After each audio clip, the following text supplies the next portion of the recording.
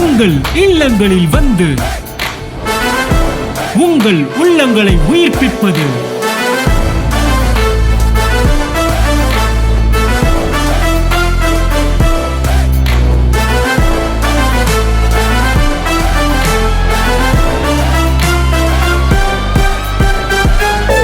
உங்கள் channel DJ Jemimah Bethaniapuram மதுரையில் தான். ஸோ மேரேஜ் வந்து எங்களுக்கு 2021 செப்டம்பரில் ஆச்சு மேரேஜ் எங்களுக்கு. ஸோ 1.5 இயர்ஸ் வந்து குழந்தை இல்லை எங்களுக்கு 2 பேருக்கும். ஸோ அந்த டைமில் வந்து ஸோ எல்லாம் சுற்றி இருக்கிறவங்க வந்து எல்லாம் கேட்க ஆரம்பித்தாங்க. ஸோ அதுக்கப்புறமேட்டு ஹாஸ்பிட்டலில் போவோம்னு சொல்லிட்டு ஹாஸ்பிட்டலுக்கு போனோம். ஒரு 2 தடவை வந்து 2 ஹாஸ்பிட்டலுக்கு நாங்கள் போனோம். நாங்கள் ஃபஸ்ட் டைம் வந்து ஜூன் மந்த்து போல் போனோம். ஸோ அங்கே போய் பார்க்குறப்ப எல்லாமே அவங்க வந்து ஸ்கேன் எடுக்க சொன்னது, அப்புறம் டெஸ்ட் எடுக்க சொன்னது எல்லாமே பார்த்துட்டு எல்லாமே நார்மலாக இருக்குது. ஸோ நீங்கள் நேச்சுரலாகவே நீங்கள் ட்ரை பண்ணலாம்னு சொல்லிட்டாங்க. ஸோ அதுக்கப்புறமேட்டும் எனக்கு அடுத்தும் வந்து நான் வந்து கன்சீவ் ஆகலை. ஸோ அடுத்த ஒரு செப்டம்பர் மந்த் போல் அடுத்த ஹாஸ்பிட்டல் நாங்கள் வந்து இன்னொரு ஹாஸ்பிட்டல் நாங்கள் வந்து போனோம். ஸோ அப்போ போகும்போது அப்பையும் பார்த்துட்டு ஸோ எல்லாமே நார்மலாக இருக்குது, ஸோ உங்களுக்கு எந்த ப்ராப்ளமுமே இல்லைன்னு சொல்லி சொன்னாங்க. ஸோ அந்த ஹாஸ்பிட்டலில் வந்து ஒரு 3 மந்த்ஸ் தான் போனோம். செப்டம்பர், அக்டோபர், நவம்பர் 3 மாதம் தான் போனோம். ஸோ டிசம்பர் மாதம் அதுக்கப்புறம் சரி போவேணா சொல்லி நாங்களே வந்து முடிவு பண்ணி விட்டுட்டோம். நாங்கள் எனக்கு பின்னாடி கல்யாணம் ஆச்சு. ஃப்ரெண்ட்ஸோ சொந்தக்காரங்க அந்த மாதிரி வரும். அப்போ வரும்போது வீட்லேயும் கஷ்டம் இருக்கும். வெளியே பார்க்குறவங்க எல்லா பேருமே கொஞ்சம் கஷ்டப்பட்டு அவங்க அம்மாட்ட பேசுவாங்க. அம்மா கொஞ்சம் கஷ்டமாக இருந்தாலும் அம்மா சப்போர்ட்டிவாக இருப்பாங்க. ஆனால் இருந்தாலும் எங்களுக்கே கஷ்டமாக இருக்கும். எப்பயாச்சும் உட்காந்து அழுவோம். அழுவேன் நான். அதுக்கப்புறம் அவங்க வந்து கன்சல்ட் பண்ணிடுவாங்க.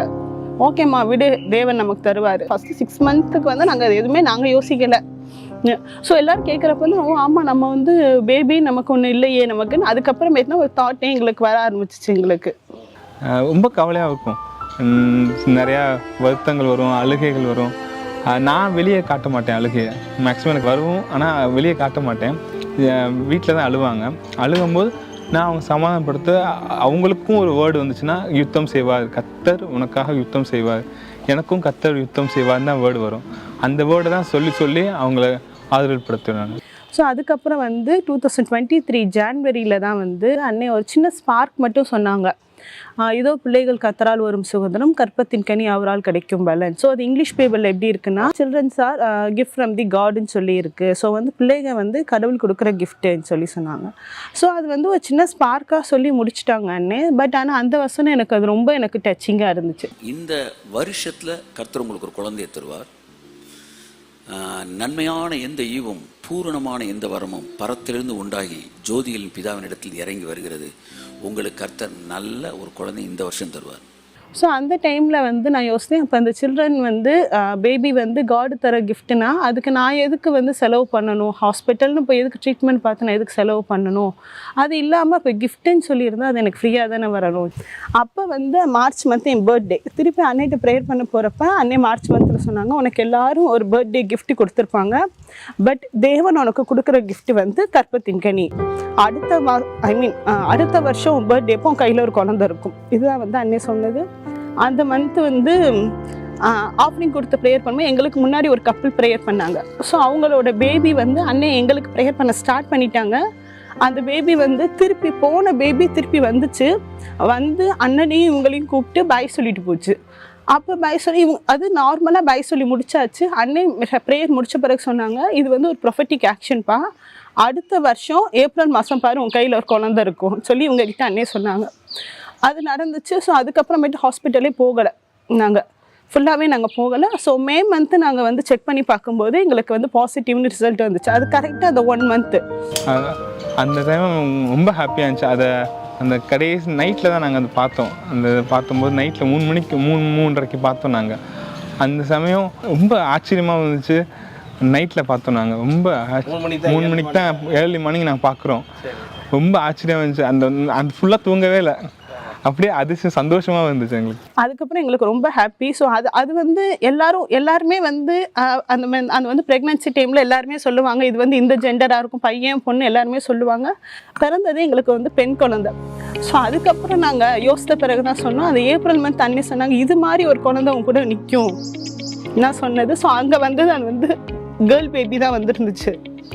இப்போ வந்து நாங்கள் ரொம்ப ஹாப்பியாக இருக்கோம். அந்த அந்த அந்த ஆஸ்பத்திரியில் அன்னைக்கு இருந்த ரொம்ப ஜிம்மி வழியிலையும் துடிச்சுட்டு இருந்தாங்க. அந்த சமயம் எனக்கே ஒரு மாதிரி சாப்பிடவும் தோணலை, ரொம்ப பதட்டமாகவே இருந்துச்சு. அந்த கடைசி அந்த குழந்தை பிறக்கிற வரைக்குமே எனக்கே ஒரு மாதிரி இருந்துச்சு. யார்ட்டையும் பேசவும் இல்லை, அமைதியாக அங்கிட்டு இங்கிட்டு போய்கிட்டே கிடந்தேன். ஆனால் அந்த குழந்தை கையில் வந்து ரொம்ப ஹாப்பியாகவும், அது வந்து சொல்கிற வார்த்தையே இல்லை. ரொம்ப ஒரு இத்தனை நாள் ஒரு 1.5 வருஷம் நம்ம கஷ்டப்பட்டு அழுதது, இத்தனை பேர்லாம் நினச்சது, எல்லா பேர்த்துக்கு முன்னாடியும் கடவுள் வந்து ஒரு குழந்தை மூலமாக எங்களை உயர்த்திட்டாரு. அதுதான் எனக்கு ரொம்ப சந்தோஷமாக இருந்துச்சு எனக்கு. ஸோ அந்த பேபியை பார்த்த பிறகு தேவன் அந்த ஒரு 10 months கிட்ட சொன்ன எல்லா ப்ராஃபஸியுமே வந்து எனக்கு நிறைவேறி அது வந்து என் குழந்தைய என் கையில் இருந்துச்சு. நான் ஆஃபீஸ் விட்டு வந்தோடனே அங்கே போய் அந்த குழந்தைய தூக்கும்போது அதை அப்படியே பார்க்கும்போது எனக்கே ஆச்சரியமாக இருக்கும். சார் 1.5 வருஷம் நம்ம இருந்தோம், கஷ்டத்தில் இருந்தோம். ஒவ்வொரு வருஷம் நாங்கள் இதே போன வருஷம் எப்படி இருந்தோம், அது அப்போ எவ்வளோ அழுதுட்டு இருந்தோம், எவ்வளோ சண்டை போட்டோம். ஆனால் இந்த சமயத்தில் இந்த கையில் ஒரு குழந்தை இருக்க ரொம்ப ஹாப்பியாக இருந்துச்சு எங்களுக்கு. அந்த இதெல்லாம் கடவுள் எவ்வளோ நம்மளை உயர்த்தியிருக்காரு, எந்த கஷ்டமும் இல்லாமல் கடவுள் நம்மளை இவ்வளோ தூரம் கொண்டு வந்த கடவுள் இன்னும் உயர்த்துவார்னு எனக்கு தோணுச்சு. ஸோ நான் அழுதுருக்கேன், அந்த அழுகைக்கெல்லாம் இப்போ ஒரு சந்தோஷமாக எங்களுக்கு ஒரு குழந்தையை கொடுத்துருக்காருன்னா தேவன் சொன்ன வார்த்தையை மட்டும் பிடிச்சிக்கோங்க.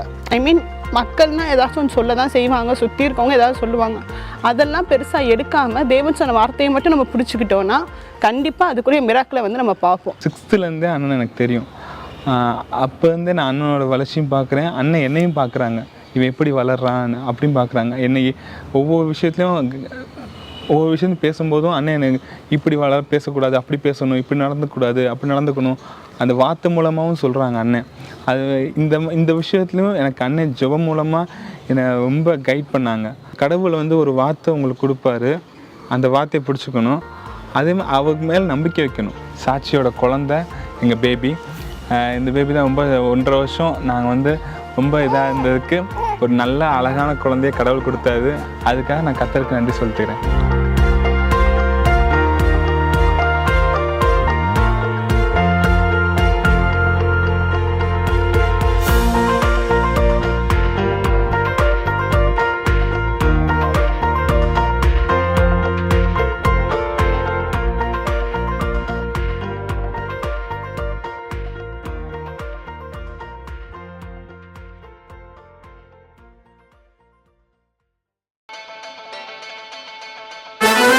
உங்கள் இல்லங்களில் வந்து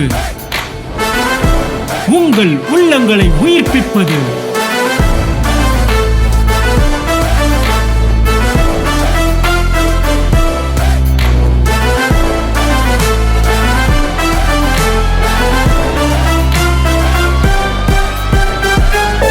உங்கள் சேனல் டிஜே.